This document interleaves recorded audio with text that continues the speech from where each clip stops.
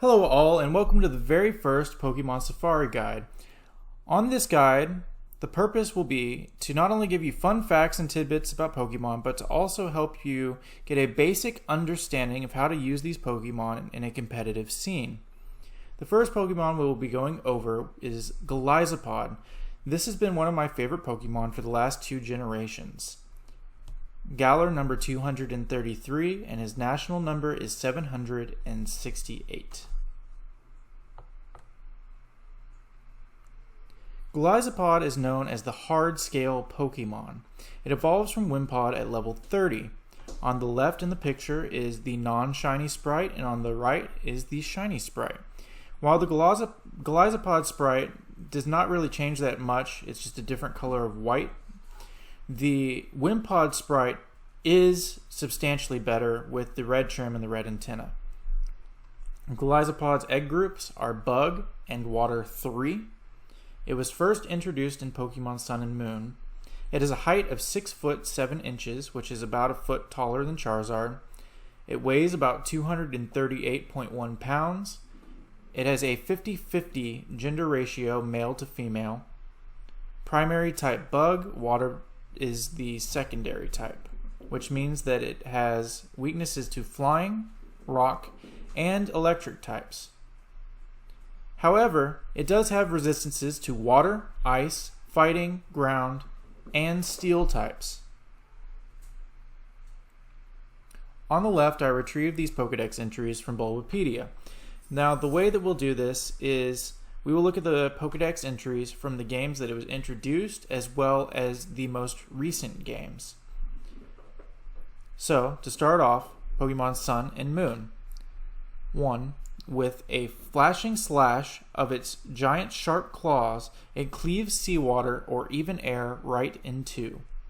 In the other, it battles skillfully with its 6 arms, but spends most of its time peacefully meditating in caves deep beneath the sea.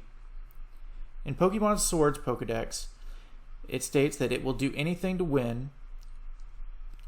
Take note of this next line because it will come into play later.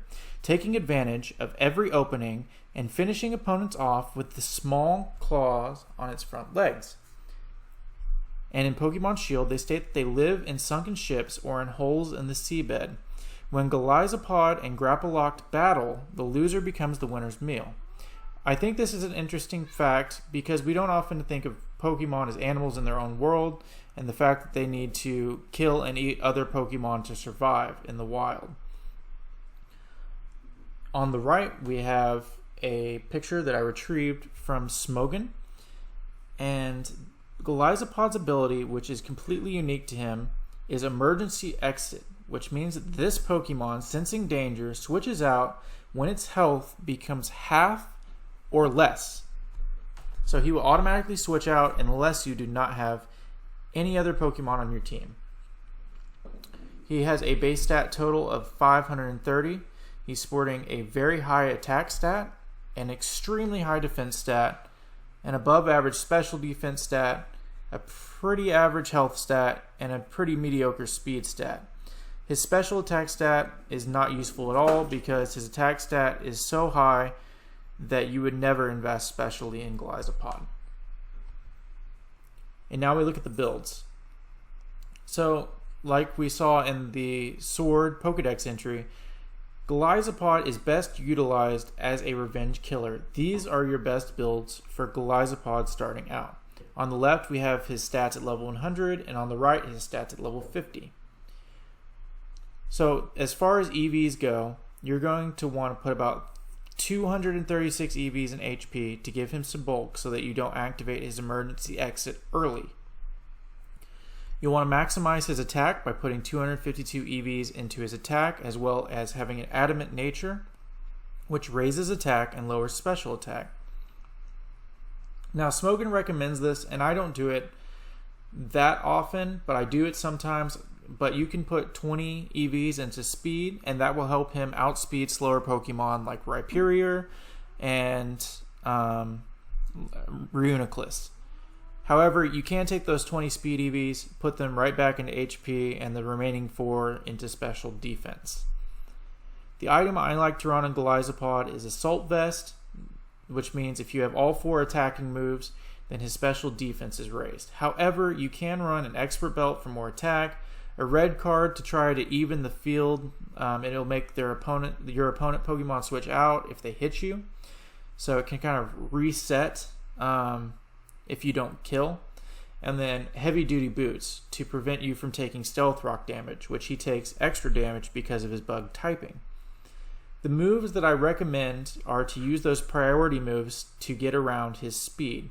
Priority moves typically go first, but under special conditions. You have Sucker Punch, which is a dark type move, and then you have 3 stab moves in Leech Life, First Impression, and Aqua Jet. Leech Life is not priority, however, it does help with your bulk because it recovers some health back. First Impression, it has to be used on his first turn, and that is the only turn you can use it on. Aqua Jet is just a fast water type move, so it gets the single type attack bonus as well as Leech Life and First Impression. Sucker Punch has to be used on a Pokemon that is attacking. If they do not attack you, then Sucker Punch fails. However, you can run alternative moves. You can run Liquidation, Knock Off, or Protect. However, if you run Protect, you cannot run Assault Vest because Protect is not an attacking move. I also recommend Rock Slide for doubles. It helps protect against flying type weakness and electric type weakness.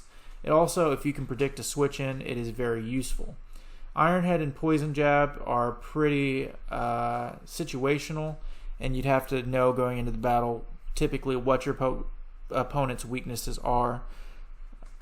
But they are very useful moves, and he does have a pretty good move type spread. Finally, this is a build that I have come up with. It's a little bit riskier. I call it the From the Depths build. You can only use this build whenever you have some sort of speed control, such as Sticky Webs or Tailwind in place.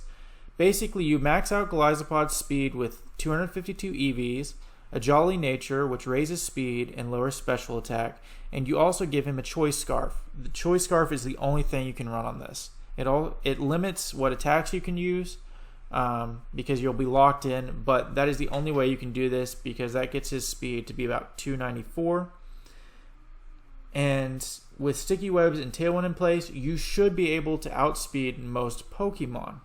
However, you should still keep at least one priority move to maintain the Revenge Killer ability in case those speed controls don't get up, such as if for some reason you're not able to get Tailwind off, or if Sticky Webs gets Rapid Spin away. And you'll still want those priority moves for the faster Pokemon like Dragapult, because you're not going to be able to outspeed them unless they are not speed invested.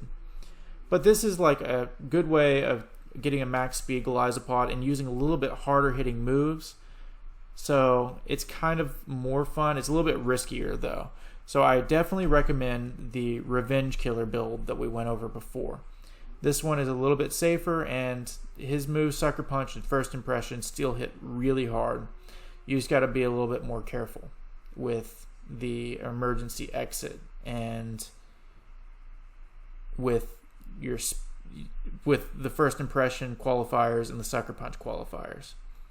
However, that is everything that we have on Golisopod, and with that, this is a product of Couch Pilot Games. You can follow us on Twitter or Instagram at Couch Pilot Games, or you can join us on Facebook at Couch Pilot Games, where you can get updates on all things dealing with couch aviation. We also have a Pokemon Draft League group that you can join, where we discuss competitive builds and we update our Pokemon Draft League competitive videos, which are very entertaining.